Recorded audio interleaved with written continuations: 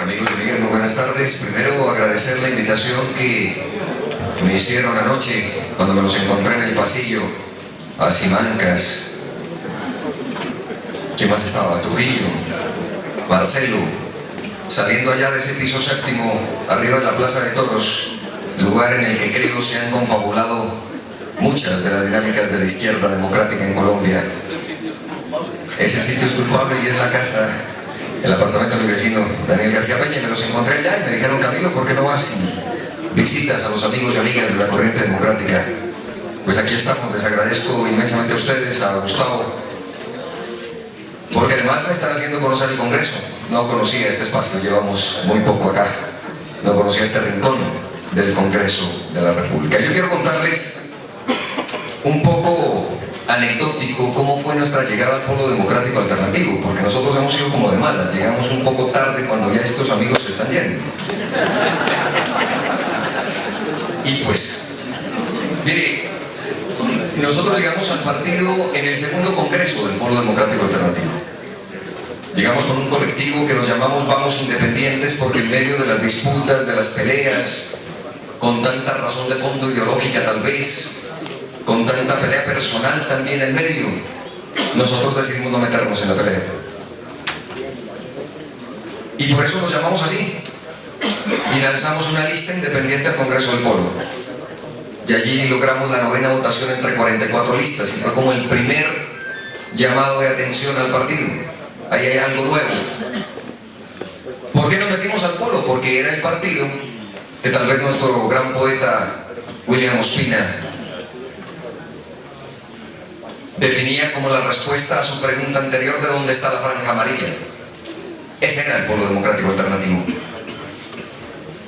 Era el color de la esperanza, era el partido de las mayorías del país. Es decir, era el partido de la fiesta nacional. Y entonces nosotros nos acercamos a la fiesta y llegamos al Congreso del Polo, y de allí resultamos elegidos para el comité ejecutivo.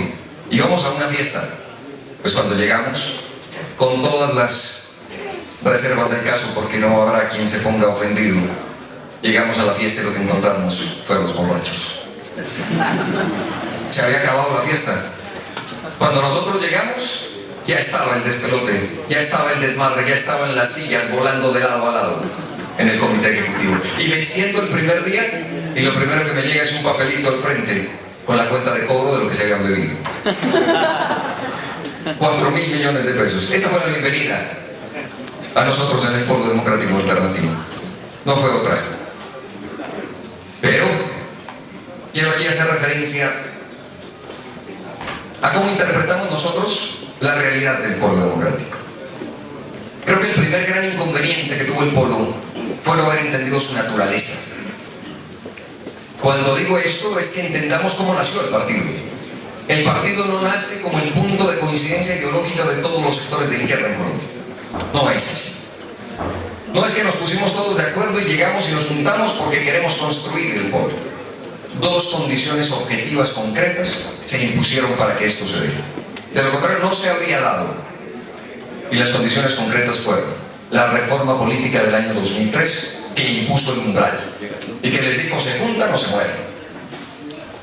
Se juntan en condiciones concretas para tener espacios y curules, o no tendrán representación política. Y segundo, un hecho concreto: Uribe en la presidencia. Amenaza latente a los sectores progresistas del país, a las organizaciones no gubernamentales.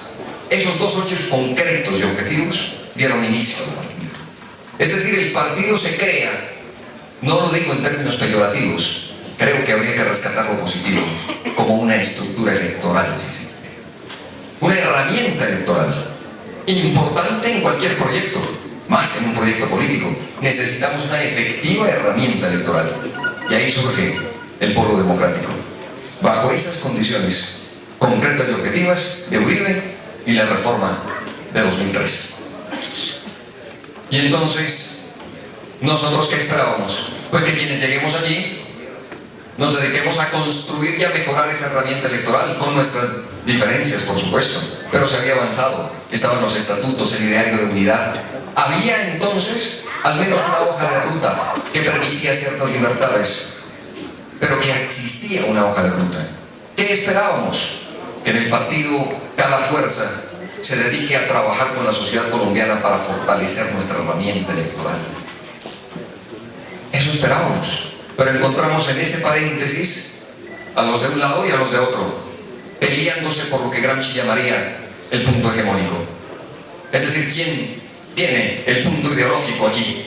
Cuando no nos juntamos por eso, y entonces empezamos en la pelea dentro del partido que nos hizo tanto daño, que la señora de la tienda de la esquina se me reía y me decía: Camilo, ¿usted por qué se va a meter en ese partido que se agarran todos de las mechas, no se ponen de acuerdo, menos van a gobernar el país? Esa fue la imagen que dimos ante el país desde el Polo Democrático Alternativo. Digo con argumentos ciertos de unos y de otros, con la historia de unos, con el arriesgue que le han metido otros en este esfuerzo por ser mayoría. Ese es el hecho de la naturaleza del partido. El siguiente, la unidad del pueblo. De nuevo, la unidad del partido no se da por determinación de los jefes del partido, no se da por la voluntad que algunos han expresado que exista unidad. También tiene hechos concretos de unidad, y son dos también. El primero, el partido se junta en la amenaza.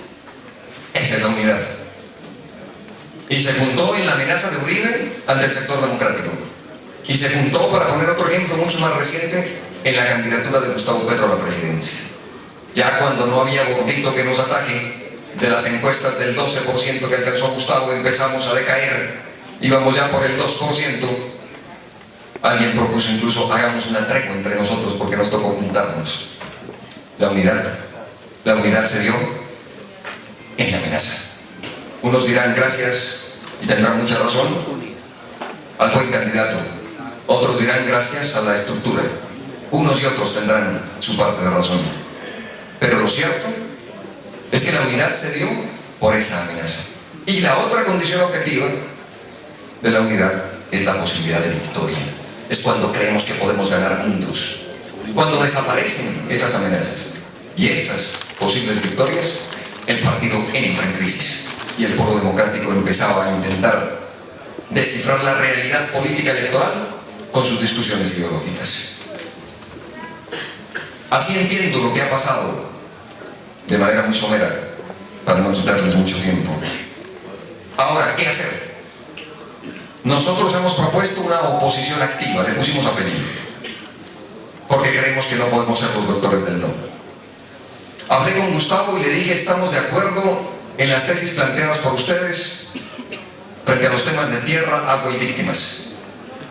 Lo dijo aquí mi antecesor en el uso de la palabra: trascendentes, profundos, si queremos de verdad transformar nuestro país. Pero le dije a Gustavo: pero son tan profundos que creo que muy poco eco vamos a tener en el común de los hombres y mujeres del país.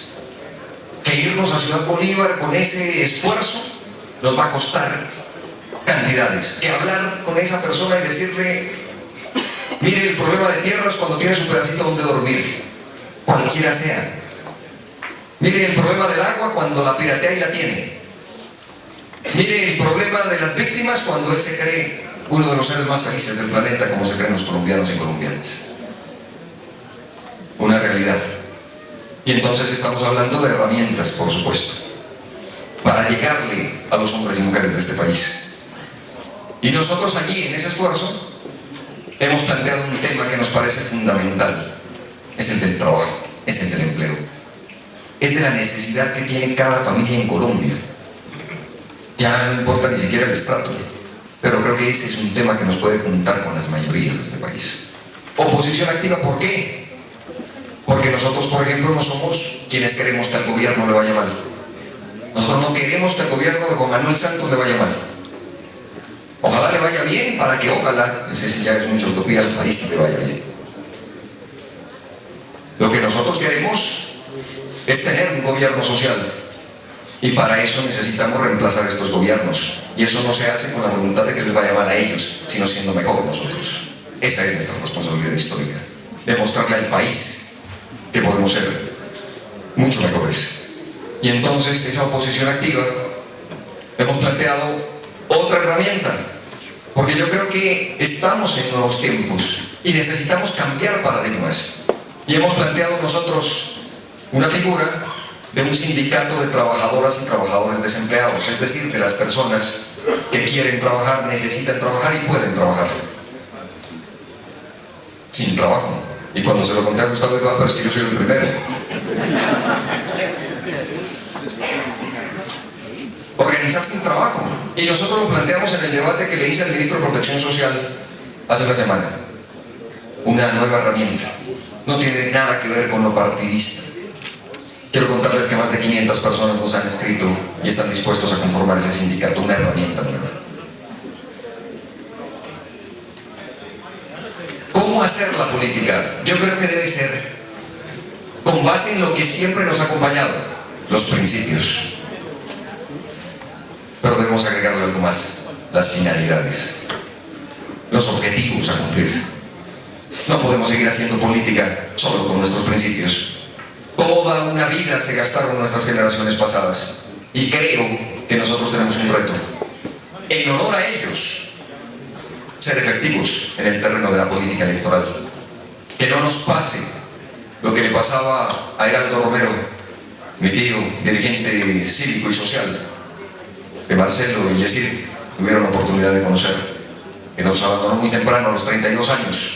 Y Heraldo movilizaba todo Ipiales en los paros cívicos.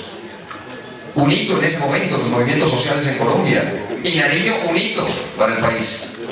Y Heraldo Romero movilizaba 5.000 personas sin problema en Ipiales, con todo un grupo, por supuesto, estoy hablando de una generación, cuando me refiero a Heraldo. Y se lanzaba a elecciones al Consejo en Ipiales. Entonces nosotros nos preguntamos ahora, bueno, pero ¿cómo hacían? Y un poco me explicaban su forma de publicidad. Paredes blancas gigantescas que decían Movimiento Obrero Independiente y Revolucionario Moir, marxista, leninista, línea Mao Zedong, vote Heraldo Romero, Consejo de Ipiales.